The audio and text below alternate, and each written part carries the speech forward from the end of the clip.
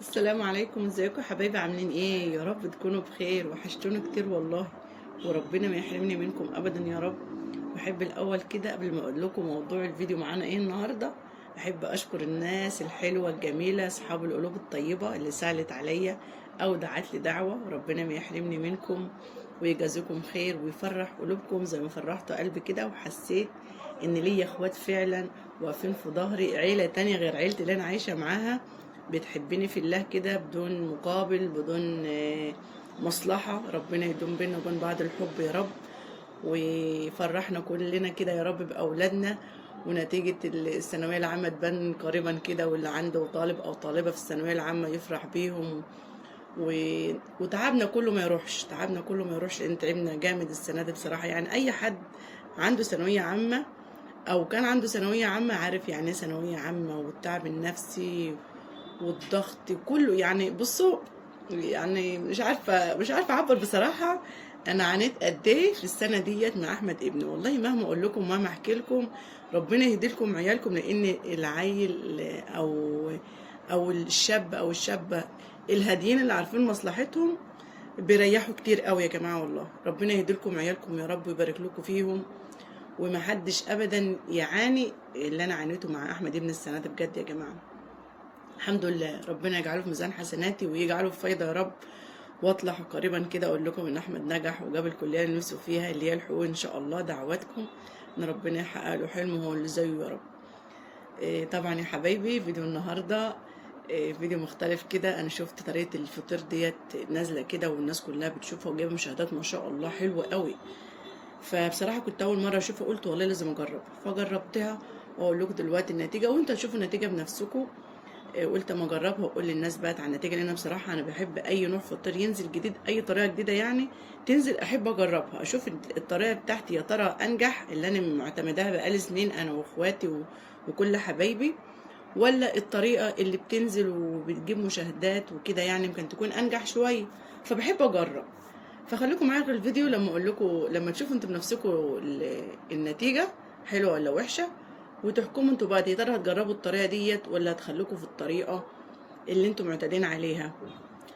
طبعا يا حبايبي كلكم عارفين عجينه الفطير سهله جدا، بشويه ميه دافيين وشويه ملح كده، ذره ملح صغيره. عايزه تحط سكر حط سكر، بس الفطير الشرقي فعلا ما بتحطش عليه سكر، بس يعني الاكثريه دلوقتي بيحط ايه سكر يعني. وتعجنيه بقى، واهم حاجه في نجاح الفطير العجينه الكويسه قوي قوي. تعجني فيها فتره طويله، على الاقل خلاص ربع ساعه، وتسيبها ترتاح برده كمان نص ساعه. وبعد ما تكوريها برده تسيبها ترتاح زي ربع ساعه كده ولا حاجه، عشان تفرد معاكي وتبقى مرقه معاكي وتبقى عامله معاكي زي اللبانه كده، تفرد معاكي بكل سهوله وما تقطعش منك. وطبعا هقول لكم برده شويه نصايح كده عشان الفطير ينجح معاكي. يعني انصحكم برضو انك تستخدموا الزبده اللي هي الزبده البيضاء. طبعا كله بيقول مش صحيه، بس بصراحه يا جماعه احنا ايه اصلا في حياتنا مش صحي؟ احنا كل اكلنا وكل شربنا الاكل المسرطن، الميه الملوثه، يعني ربنا الحافظ وربنا يحفظنا. واحنا طبعا بنعمل اللي علينا، بس السمنه دي كل الناس بتستعملها يعني، والافران بنروح نجيب الفطيره المشلتته كده بالشيل اللي انا من الفرن ونيجي ناكلها واحنا هايصين ومبسوطين، وبتبقى غاليه. طب ليه؟ طب ما احنا بنعمل بالزبده العاديه اللي هي البيضه. وربنا يحفظ سم الله بس كده على اي حاجه تاكليها او اي حاجه تشربيها. قولي يا رب يحفظ، وربنا ان شاء الله يحفظكم ويسلمكم من كل مكروه باذن الله. وانا برضه هسيب لكم في اول تعليق مثبت طريقه الفطير اللي هي بالزبده العاديه، وهتشوفوا دلوقتي اللي هي بالزبده اللي هي زبده جنه. وطبعا ضفت عليها ايه معلقه زيت كده برضو زي ما انا شفت بالظبط طبقت. وقلت لما اشوف النتيجه، لان بصراحه انا سمعت الفيديو اللي جايب مشاهدات عاليه قوي، ربنا يوسع ارزاق الجميع يا رب. بس بصراحه يا جماعه انا ما بيعجبنيش اي حد ينزل فيديو يبقى عارف النتيجه وحشه ومع ذلك ينزل لنا الفيديو. طب ليه؟ احنا بنتعب كتير قوي عشان نعمل الفيديو، او مش نعمل الفيديو. او اي ست بيت دلوقتي بتكلف على الحاجه، اي حاجه دلوقتي غاليه جدا جدا، بنكلف كتير قوي على الاكله اللي نعملها، وبعد ما نكلف نبص نلاقي النتيجه وحشه. لا طبعا. طبعا الطريقه انتوا فهمتوا كلامي طبعا كده، اللي مش هيكمل الفيديو الطريقه دي يا جماعه ما انصحش اي حد يعملها بجد، والله دي نصيحه وحبيت اطلع اقولها لكم انا صورت الطريقه وقلت يعني، حتى ما صورتش العجينه، انا قلت اجيب لكم في اول الفيديو طريقه العجين، فلقيت الفيديو يبقى طويل عليكم قوي، قلت اسيب لكم في اول تعليق مثبت طريقه العجين وطريقه الفطير الناجح بجد يعني، واعمل معاكم واصور معاكم ايه الطريقه نفسها. فلما عملت الطريقه ما عجبتنيش خالص يعني، قلت الله المستعان، هي ارزاق وربنا مقسمها. اليوتيوب ده فعلا مش شطاره، هي ارزاق وحظ. المهم يا حبايبي بقى ايه، خليكم مركزين بقى، شوفوا الطريقه اللي هي جايبه مشاهدات ما شاء الله عليها حلوه يعني. وبرده الناس اللي بتنزل الطريقه ما بتجيبش فول الفيديو. يعني انا بصراحه بدات كده اشوف اي واحده ما بتجيبش فول الفيديو مقطع من النتيجه بتاعت الفيديو. يعني انا خلاص عملت الفيديو اهو وخلصته، لازم اجيب مقطع من النتيجه اللي انا عملتها فول الفيديو. فاللي بتنزل فيديو بلاقيها ما جابتش مقطع كده ايه نتيجه اخر الحاجه اللي هي عملتها، النتيجه الاخيره، بعرف بصراحه بشك ان اخر الفيديو ده حاجه مش حلوه. لان بصراحه كل ما ادخل على الفيديو كده الاقيه الاكثريه مش حلوه خالص يعني. فالمهم يا حبايبي بقى ايه، اقول لكم بقى على ما تشوفوا بقى النهايه بتاعت الفطير ده. انتوا شايفين كل حاجه بعينيكم، انتوا كلكم ستات شاطره وشايفين بعينيكم ايه اللي بيحصل، وانا عملت زي ما شفت بالظبط وبطبق بالظبط. انا بقى اقول لكم بقى ايه، انا كنت خايبه ايوه. ربنا يكفينا شر الخيبه يا رب، ما تزعلوش من ان انا بتلخبط. كنت غايبه عنكم الفتره الطويله ديت ليه؟ طبعا اللي ما يعرفش يا جماعه، انا حصل عندي حريق عندي في البلكونه بتاعتي. البلكونه بتاعتي دي كبيره جدا يعني، لان كنت اصلا واخده شقتين وفتحهم على بعض، والبلكونه كبيره خالص يعني. والبلكونه ولعت بقى باللي فيها، كان فيها حاجات كتيره جدا يعني، الحمد لله والشكر لله. يعني كنت بحط فيها معاشي وبحط فيها حاجات، كنت بربي طيور يعني، بس في الفتره ديت ما كنتش بربي طيور يعني، الحمد لله كنت مأجزه، لان في الصيف ما بربيش طيور. بس كنت حاطه طبعا ايه حاجات في البلكونه، التبن طبعا بتاع الغله اللي ما يعرفوش يا جماعه، وعيش للطيور وكزبره ناشفه والجبنه الحادقه والمطارح والنشاشيب وكل حاجه بقت كوم تراب. والحمد لله والشكر لله من فضل ربنا عليا، وهذا فضل الله عليا وبركه غلبي، لان انا انسانه طيبه جدا فوق ما اي حد يتخيل يعني. انا من سلاله الناس القديمه، او كل اللي بيشوفني بيقول لي ازيك انقرض من زمان يعني. بس دي نعمه وفضل من ربنا، ربنا يديمها عليا، الطيبه، حب الخير للغير، ما اشوفش حد محتاج حاجه واقدر اعملها له واتاخر. حاجات كتيره بصراحه يعني، ربنا قعدها لي في ميزان حسناتي، وديت قعدت لي وحجبت عني النار، ان هي كان ممكن تاكل كل في الشقه. كنت انا وعيالي الاربعه، احمد وشيماء وحبيبه وريتاج، وطبعا باباهم كان في الشغل. طبعا النار ولعت في البلكونه واحنا كنا نايمين.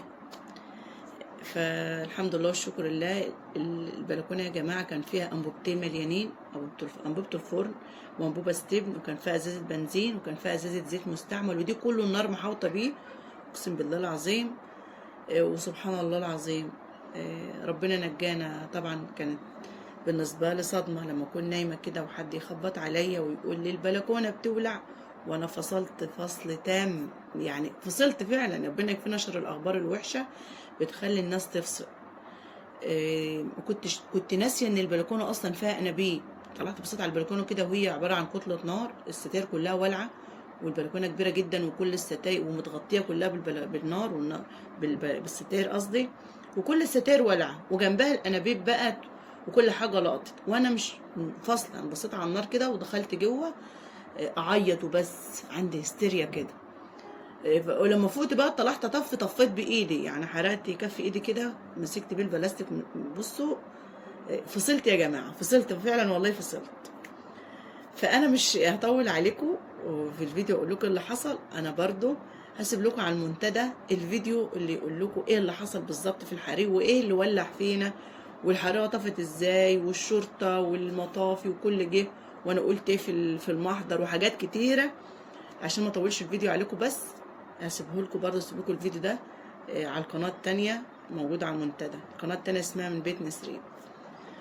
وهسيبه لكم برضه في اول تعليق مثبت مع طريقه الفطير المظبوطه، اللي هي فعلا تعمليها وانت مطمنه تنجح معاكي بلا شك، لو انت اول مره تعملي فطير يطلع معاكي.